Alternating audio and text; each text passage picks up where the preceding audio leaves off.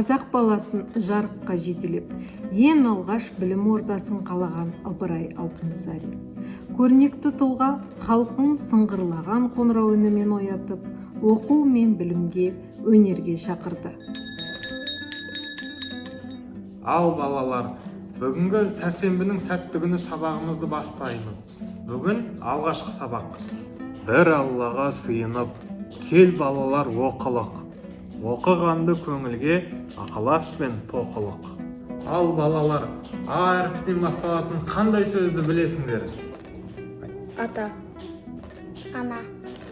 Ал енді балалар, мен сендерге таза бұлақ әңгімесін оқып берейін, зер салып тыңдаңдар.